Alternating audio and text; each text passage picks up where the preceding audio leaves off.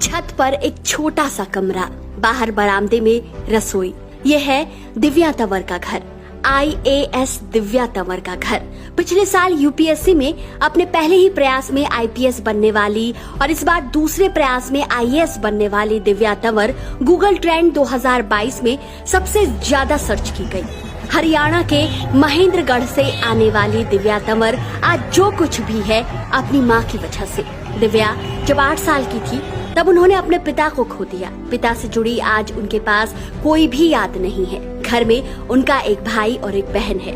माँ ने बड़ी गरीबी में दिव्या को पढ़ाया लिखाया, ऐसी गरीबी कि आसपास के लोग कहते हैं कि भगवान ऐसी गरीबी किसी को न दिखाए। माँ बबीता तंवर दूसरों के कपड़े सिलती थी, समय मिलता तो दूसरों के खेतों में मजदूरी भी करती। 10-10 रुपए जोड़कर बेटी को आज इस काबिल बनाया।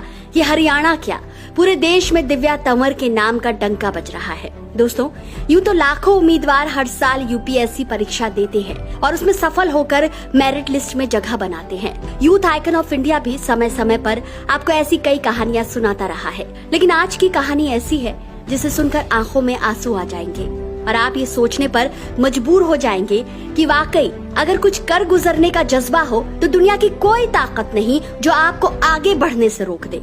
दिव्या के पास कुछ भी नहीं था सिवाय जुनून के, जिसके बलबूते उन्होंने यूपीएससी जैसी मुश्किल परीक्षा पास की। नहीं तो अगर संसाधन मायने रखता तो वो कभी इस मुकाम पर नहीं पहुंच पाती। दोस्तों, दिव्या तंवर ने अपनी जिंदगी का सबसे मुश्किल इम्तिहान जरूर पास किया, लेकिन यूपीएससी से भी मुश्किल इम्तिहान वो हर दिन दे रही थी।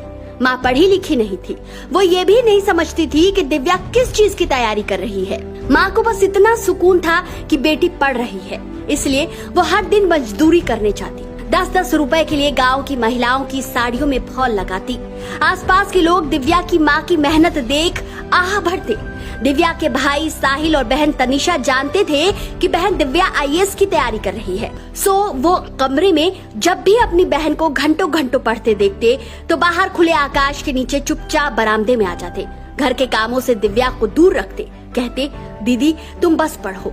दिव्या भी अपनी माँ को दिमाग में रखकर हर दिन अपनी मेहनत में जुट जाती। दोस्तों, दिव्या की प्राथमिक शिक्षा गांव के मनु स्कूल से पूरी हुई जो निम्बी में था। उसके बाद उन्होंने एंट्रेंस पास करके नवोदय स्कूल में अपनी आगे की पढ़ाई के लिए दाखिला लिया।